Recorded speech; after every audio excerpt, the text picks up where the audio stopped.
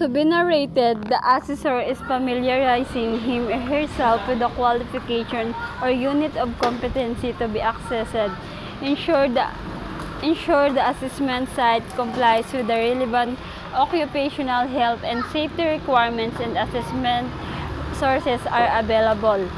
Accessories that the tools, equipment, and facilities are ready and available in assessment site before the assessment starts. A checklist of tools, equipment, and facilities are on hand to help the assessor monitor the availability and completeness of tools, equipment, and facilities. It is included in the assessor guide. Today, I would like to welcome all of you Center for your assessment for bread and pastry and C2. The purpose of our assessment for bread and pastry in C2 is to determine the level of your competency. Today, I'm going to administer competency assessment for bread and pastry in C2. This qualification of bread and pastry in C2 is composed of basic, common, and core competency. For a core competency, we do have a prepare and produce bakery product, prepare and produce pastry product, prepare and present geisha, tours and cake, prepare and display treats, present dessert. The different tasks to be performed for our bread and pastry in C2 assessment are the following: prepare the produce bakery product, prepare and produce pastry product, prepare and present geisha, tours and cakes, prepare and display petits fours, present and dessert. I would like to collect evidence through the writing examination, practical demonstration, and oral examination.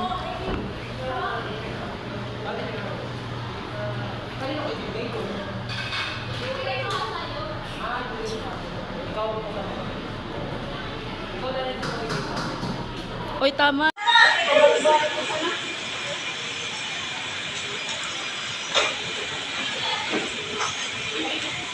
Good morning, candidates. I am Angeline Basunal. I am accredited competency assessor and bread and pastry in C2. Before we proceed to our assessment proper, I will acknowledge the presence of our processing officer, Ms. Noe,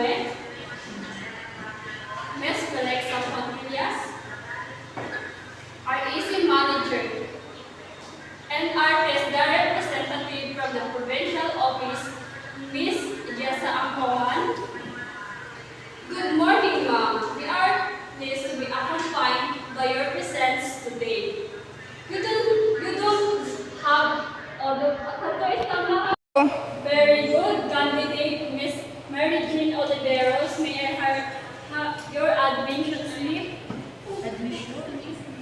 Thank you. Kindly sign the attendance sheet. Very good. Before we start, I would like to check your attendance. Where our name is called Miss Agnes Arroyo. Let's present to me your admission slip, this signature and attendance. Very good, candidate Miss Mary Jean Oliveros. May I have your admission slip? Thank you. Kindly sign the attendance sheet. Very good. Before we start, I would like to check your attendance. Where our name is called Miss Agnes Arroyo. Let's present to me your admission slip, this signature and attendance. The assessment procedure to be undertaken. The assessment method to be used assessing your knowledge in skills and bread and pastry and C2. We will use our following writing examination, practical demonstration, and oral examination. The assessment methods can help to make sure your underpinning knowledge and skill.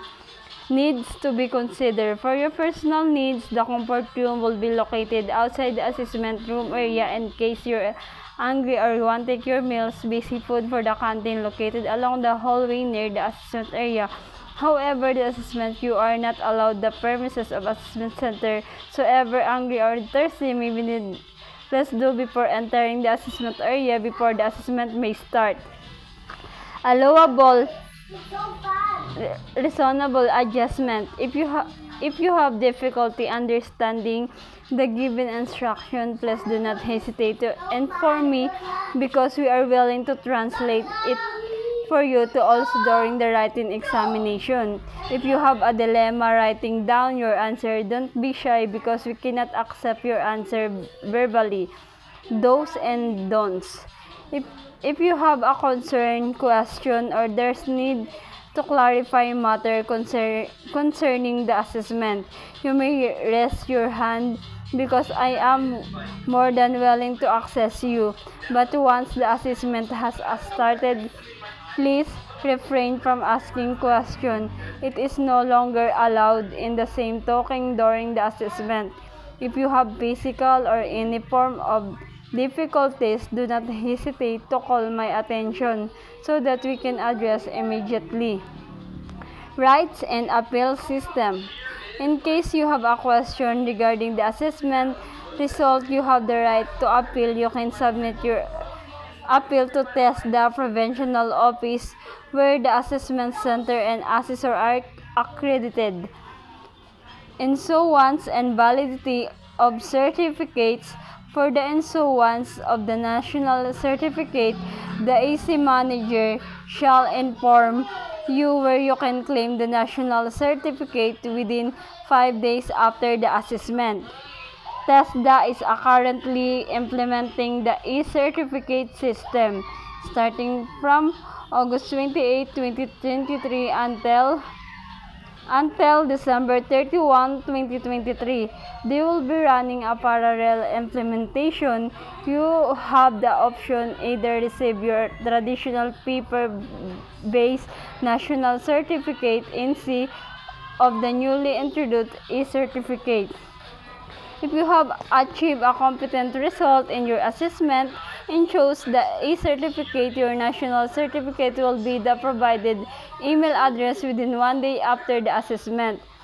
It is crucial to ensure that the email address you provided the application form is accurate. Once received, you should print the e-certificate white A4 size bond paper.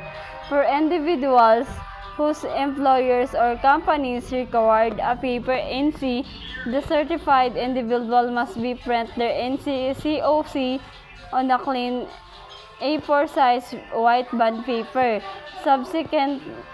Subsequently, this printed certificate should be taken the nearest TESDA Provincial District Office for the application of the dry seal.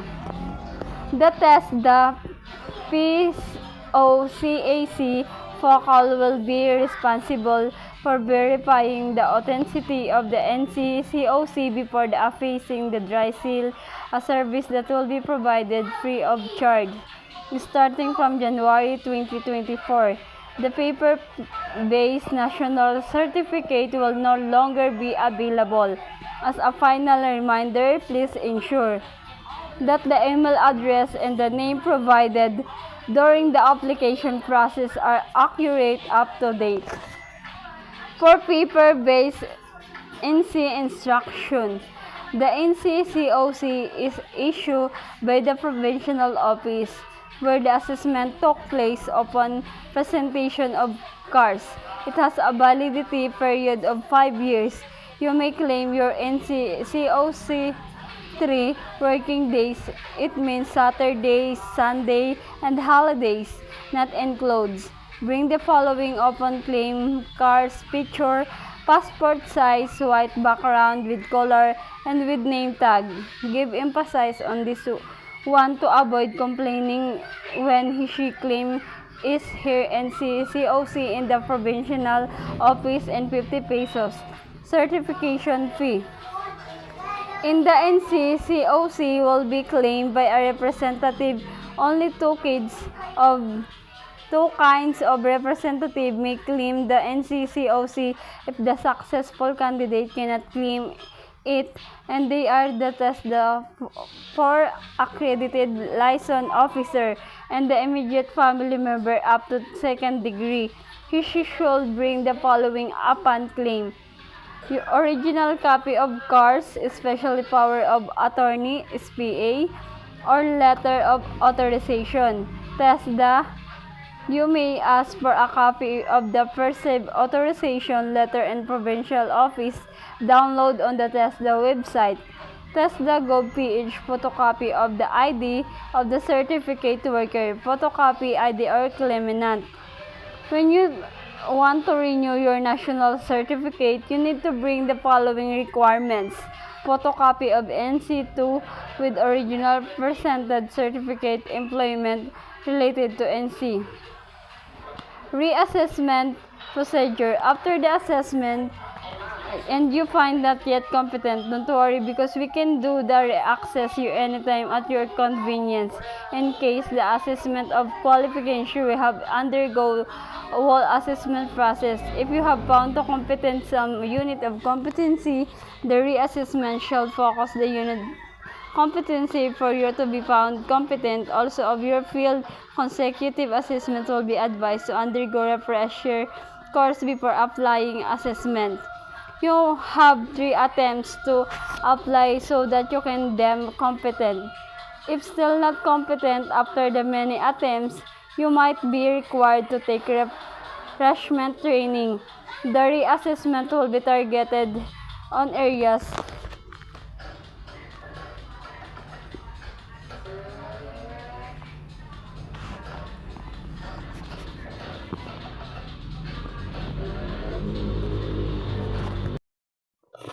we appreciate your time and effort in this assessment regardless of the outcome. We encourage you to continue honing your skill and striving for excellence and culinary journey.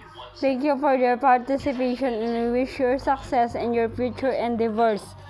Confidentiality assessment outcomes. When regards the result of your assessment, we observe threat confidentiality. This is to ensure your integrity. The result you may available to authorize the personnel and to the institution where you had your actual training. In relation to this assessment package, ID keep in the secure place to guarantee the integrity of assessment package. In the above, may I ask all candidates to refrain from giving away from form of information that took place during the assessment process. Specific guide. If you don't have a question or clarification, then I'm going to distribute specific instruction. Please read it carefully and do not hesitate to ask me question right now. I may be able to translate it from English to your local dialect. If you need assistance, then I will be more than willing to access you. That's all. Thank you.